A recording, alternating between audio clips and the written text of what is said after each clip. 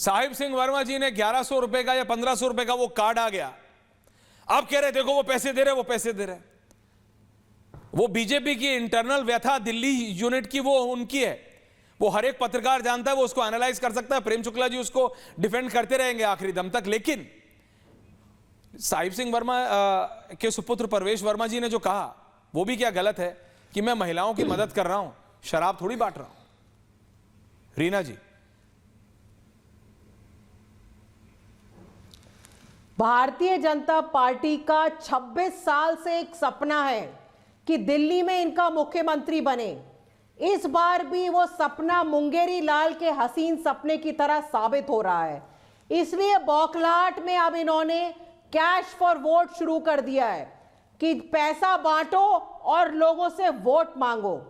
प्रधानमंत्री जी कह रहे थे लोकसभा चुनाव से पहले कि टेम्पो में भर भर के कैश पहुंचाया जाता है। लगता है वो टेम्पो भर के कैश प्रवेश साहब सिंह वर्मा के घर पहुंच गया है और वही कैश आज बांटा जा रहा है। अगर भारतीय जनता पार्टी में जरा सा भी कोई गैरत है तो फौरन ईडी को, सीबीआई को, सबको भेजना चाहिए और तहकीकात करानी चाहिए कि किस तरह से कैश बांटा जा रहा है। ये हम सबको बेवकूफ समझते हैं, कहते हैं मेरी संस्था है। कोई संस्था ऐसे कैश नहीं बांट सकती। और बाकायदा वो जो कार्ड दिया जा रहा है उसमें फोटो लग रही है मोदी जी की, उस पे भारतीय जनता पार्टी का कमल का चुनाव चिन्ह है। तो ये सीधे सीधे कैश फॉर वोट स्कैम है। और बंगारू लक्ष्मण की पार्टी से कोई और क्या मैं तो आपके बारे में पूछ रहा था। ये तो हमेशा से ऐसे भ्रष्ट पार्टी रही है और जो पूरे देश को इन्होंने लूट के जो पैसा इकट्ठा किया है वो पैसा दिल्ली में बांटने की कोशिश। नहीं, अगर ऐसा किया है तो जनता को पता है। वीना जी, अगर ऐसा किया है तो जनता जवाब दे देगी। लेकिन मैं आपसे पूछना चाहता हूं, आप जरा बताएंगे दिल्ली से, मतलब जरा राष्ट्रीय परिप्रेक्ष्य में, जरा नेशनल पार्टी अब राष्ट्रीय पार्टी है, जरा राष्ट्रीय परिप्रेक्ष्य में अगर आप बताने का कष्ट करें मैम कि बाबा साहब अंबेडकर के पद चिन्हों पे कैसे कर्मठता से आम आदमी पार्टी चल रही है, जरा इस पे अगर आप कुछ ज्ञान देना चाहें तो रोशनी अगर आप डालें इस पे। ऐश्वर्या जी, बाबा साहब अंबेडकर ने सबसे ज्यादा अगर किसी बात पे उन्होंने एम्फेसिस किया तो उन्होंने शिक्षा पे किया। उन्होंने कहा, और मैं उनके शब्द में बोल रही हूं, कि किसी भी सोसाइटी का स्टेट उसके लेवल ऑफ एजुकेशन पे डिपेंड करता है। बाबा साहब को अगर किसी पार्टी ने आत्मसात किया है तो वो आम आदमी पार्टी ने किया है। हमने हमेशा से शिक्षा पे जो एम्फेसिस रखा, इकलौती, पूरे देश की इकलौती सरकार है। आपके वही मंत्री तो जेल में चले गए थे। बजट का 25% शिक्षा पे लगाया। वो तो एक इन लोगों ने, आपके मुख्यमंत्री शराब कांड में जेल में चले गए। आप कह रहे हैं कि आप बाबा साहब को फॉलो करते हैं। ऐश्वर्या जी, वो तो एक षड्यंत्र था, क्योंकि आम सब षड्यंत्र आपके खिलाफ क्यों होते हैं? केजरीवाल जी के सामने इनके पास कोई विकल्प नहीं था। अच्छा। इसलिए इन्होंने सबको जेल में डाला। अब सब बाहर हैं और इनको समझ में नहीं आ रहा है कि वो कैसे। रीना जी, ओके, सब बाहर तो 2024 के इलेक्शन में भी थे, लेकिन तब भी जनता ने दिल्ली में क्या रिजल्ट दिया वो आपने देखा। प्रेम शुक्ला जी, वो मैं जनता के विवेक पे छोड़ता हूं, लेकिन ये बताइए ना, परवेश जी कह रहे हैं मैं तो देता था, देता रहूंगा। ठीक है, वो उनका व्यू पॉइंट है, वो कहते हैं मैं अपना कार्ड देता हूं, मेरी संस्था चल रही है, देता था, देता रहूंगा। कम से कम आम आदमी पार्टी की तरह शराब नहीं बांटता। लेकिन मैं ये लोकलाइज इशू पे बात नहीं कर रहा हूं, मैं कह रहा हूं बीजेपी, आपको क्या सचमुच लगता है? क्योंकि चाहे बापू की बात हो, महात्मा गांधी जी की बात हो, चाहे बाबा साहब अंबेडकर की बात हो या सरदार पटेल की बात हो, सारे राजनीतिक दल, कहना है एवरीवन ऑन एयर, अचानक जैसे ही कोई इलेक्शन आता है इनको अपनाने में, मतलब दोनों हाथों से कौली भर के उनको बिल्कुल मतलब अपनाने में लग जाते हैं कि ये नेता मेरा है।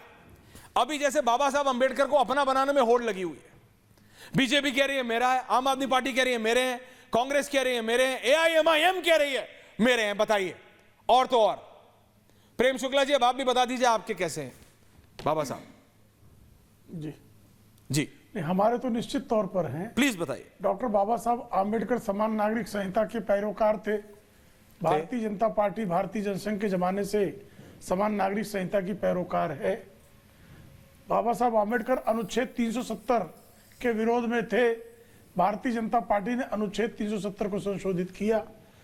डॉक्टर बाबा साहब आम्बेडकर मुस्लिम तुष्टीकरण के विरोध में थे और जब उन्होंने त्यागपत्र दिया तो त्यागपत्र में बाकायदा ये उन्होंने वर्णन किया है कि किस तरह से नेहरू जी अनुसूचित जाति जनजाति के हित का निर्णय लेने की बजाय सिर्फ और सिर्फ मुस्लिम तुष्टीकरण पर आमादा है। तो मुस्लिम तुष्टीकरण के विरोध में भारतीय जनता पार्टी है जी। और रहेगी। भारतीय जनता पार्टी वो पार्टी है जिसने डॉक्टर बाबा साहब आम्बेडकर के पंच तीर्थों का निर्माण कराया। डॉक्टर बाबा साहब आम्बेडकर के जन्म स्थान महू जब सुंदरलाल पटवा मुख्यमंत्री बने, उसके पहले कांग्रेस की तमाम सरकारें थी, लेकिन किसी भी सरकार ने उसकी सुध तक नहीं ली। इंदू मिल जो है उसका हस्तांतरण करके वहां पर चैत्य भूमि में भव्य दिव्य डॉक्टर बाबा साहब आम्बेडकर के स्मारक की योजना भारतीय जनता पार्टी के कार्यकाल में साकार हो रही है। डॉक्टर बाबा साहब आम्बेडकर का आम्बेडकर सेंटर आदरणीय नरेंद्र मोदी जी के कारण साकार हुआ। लंदन स्थित उनका आवास, जब उन्होंने अपनी शिक्षा के दौरान जिस आवास में रहे उसका अधिग्रहण करके वहां पर उनके स्मरण में जो है वहां जो है भवन का निर्माण भारतीय जनता पार्टी के कार्यकाल में हुआ। तो भारतीय जनता पार्टी, और जहां तक बात है शिक्षा की बात कर रही थी अभी आम आदमी पार्टी की प्रवक्ता जी, भाई पाठशाला की जगह मधुशाला खुलवाने की योजना डॉक्टर बाबा साहब आम्बेडकर ने कब कहां वर्णन की, मेरे समझ से परे। डॉक्टर बाबा साहब आम्बेडकर ये कल्पना भी नहीं कर सकते थे कि एक मुख्यमंत्री इतना सत्ता लोलुप हो जाएगा कि जेल में जाने के बाद भी वो मुख्यमंत्री पद की कुर्सी त्यागेगा नहीं। और ये दिल्ली हाईकोर्ट के एक्टिंग चीफ जस्टिस का बाकायदा ऑब्जर्वेशन है कि सत्ता लोलुपता की पराकाष्ठा किसी पार्टी का ये आरोप नहीं है।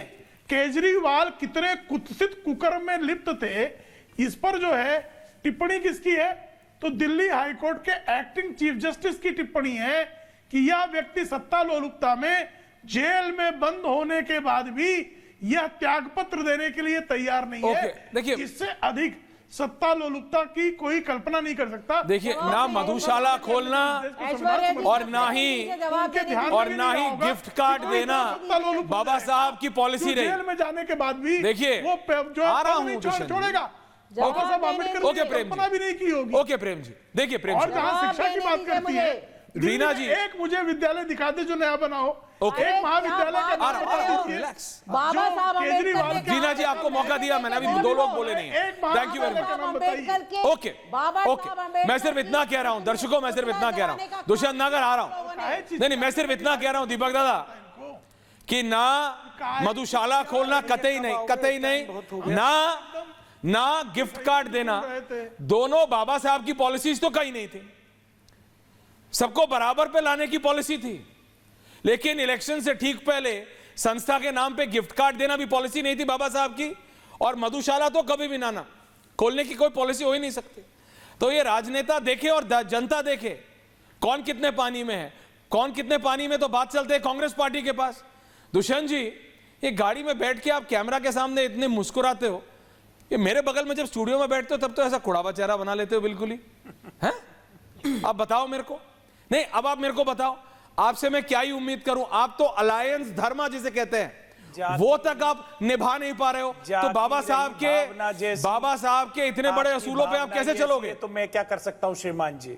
नहीं बताइए दुष्यंत जी क्या कह रहे, सुन नहीं पाए। भारतीय जनता पार्टी के प्रवक्ता का मैंने बाबा साहब के विषय में पूरा आख्यान सुना जी। मैं इनसे दो ही बात पूछना चाहता हूं। आपने बाबा साहब के विषय में कहा कि भारतीय जनता पार्टी बाबा साहब के सिद्धांतों पे चलती है, समर्थन करती है, तो हिंदू कोड बिल का विरोध किसने किया? और दूसरा मैं ये पूछना चाहता हूं, जिसको कांग्रेस पार्टी ने मुख्य मुद्दा बनाया हुआ है प्रचार के लिए 2024 के लोकसभा चुनाव से ही, कि क्या भारतीय जनता पार्टी पिछड़े वर्ग के राजेंद्र प्रसाद पुरुषोत्तम कास्ट सेंसस के आधार पर जो बाबा साहब का मुख्य, देखिए मैं आपके बीच में नहीं बोला सर, जो बाबा साहब चाहते थे कि पिछड़े वर्ग को उनकी संख्या के आधार पर नौकरियों में आरक्षण मिले,